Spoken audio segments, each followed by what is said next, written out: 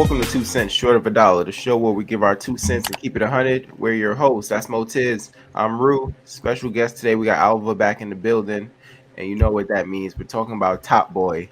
So the finale of Top Boy just aired on Netflix.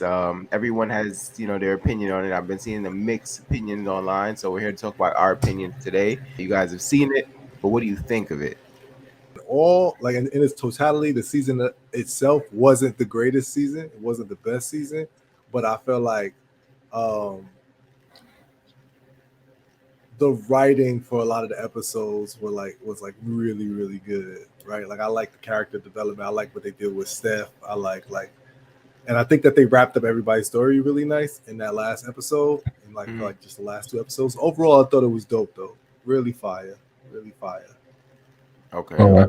Yeah, I agree. I think the Netflix's season 3 was a bit lackluster. If I had to, it wasn't the best season, but it had the best moments, especially in that last episode, for sure. So to me, I like the season. I can see why people would say it's not the best season. I don't think it's the best season either. It felt a bit rushed. I don't know if the budget was shorter or if it's, I heard there were some discrepancies between Kane Robinson, Ashley Walters, and some of like the producers or whatever. So, just some behind the scenes stuff. So I don't know if that's what limited it to 6 episodes. Maybe they just couldn't agree, but some of the stories felt rushed. Like, the Irish thing was developing, and I thought, okay, we have like some antagonists here, and they just wiped them out like that. You know what I'm saying? So it just didn't feel like a real enough struggle. So it's almost like, if it's going to be wrapped up like that, maybe do something else. I don't know, because I like the storyline, but I just thought they could have expanded it. But maybe they could not have expanded it in 6 episodes. So I definitely think we needed more than 6 episodes. So did you feel like it was too quick? Did you guys feel like it was too quick? Yeah, some of the parts that I felt was like rushed. I definitely I feel you when you say that because, like for example, with Jack, her whole ploy to kind of like, I guess, fight back or rebel and Clean stuff up the like that, streets. clean up the streets. Like she took it so far that it pushed other characters to that edge, like to the breaking point. And I was like, that feels kind of like she obviously any logical person would say she didn't have to take all the drugs. There was no good way this was gonna end. You feel me? So like parts like that and thinking through that, it makes me feel like it did feel kind of rushed because like that seems like super drastic, especially given like the reasoning behind it. It didn't add up. Yeah, and I think why it felt rushed for me and Mo, I'm gonna ask you about this too. Like she took it and did nothing. She just decided to give it right back when she said, "Okay, it's real. Sully's not playing with me." It's like, but we all know that Sully don't play. Yeah, So that was crazy. I think that was bad writing there for her to take it for Karen to die in the process and for her to give it back and now be like, okay, now you're not gonna get a pass. Like it was crazy. It definitely felt rushed, and even like them just kind of pushing the narrative or pushing, I guess, the protest.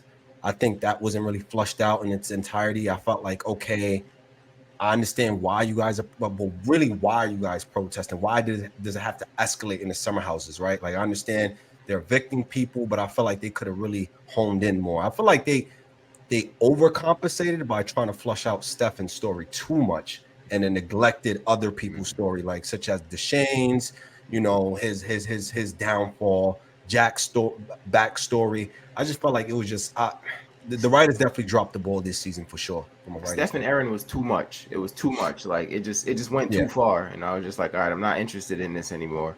Like Yep. I would have rather see Steph with like Simon and the crew more than him and Aaron.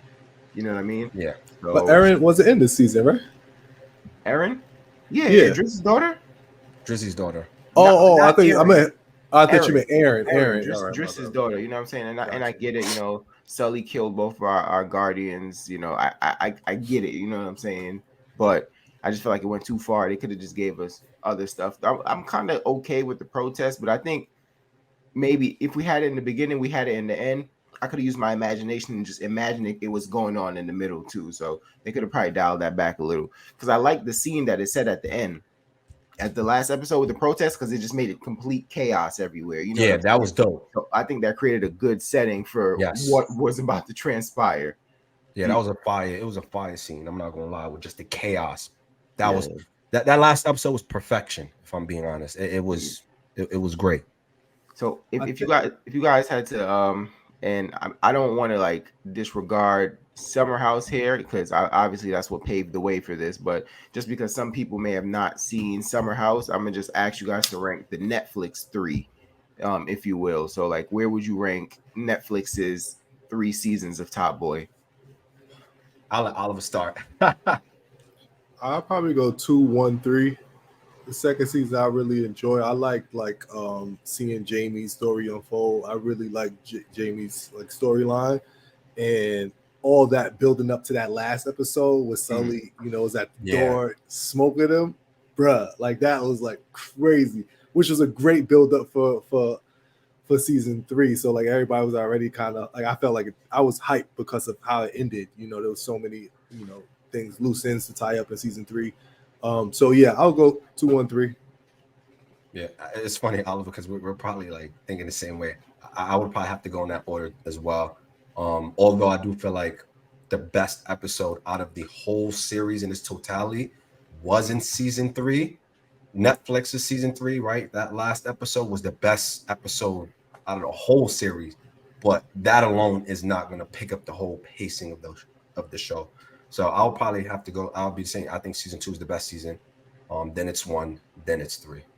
Yeah, I will go the order they came out. I'll go 1, 2, 3. I think one. I thought the entire writing throughout the season was flawless. I think it had the best character development, honestly, because that's like when that's when like Jamie came on the scene and the whole riffraff with Modi and Leighton was supposed to be the man, but he just didn't have what it took. So Jamie stepped up and became the man.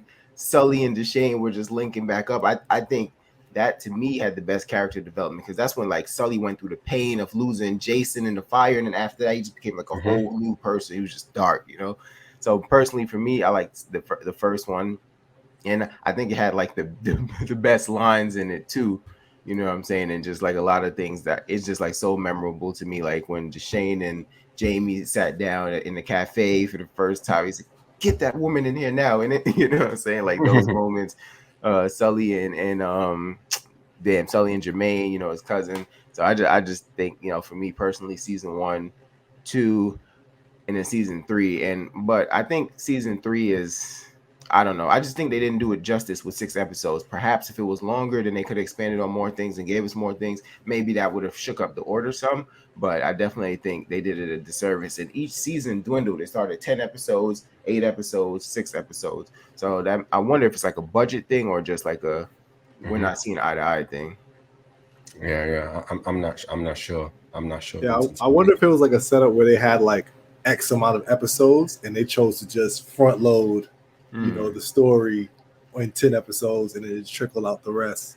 But yeah, I wish there was more episodes in season 3.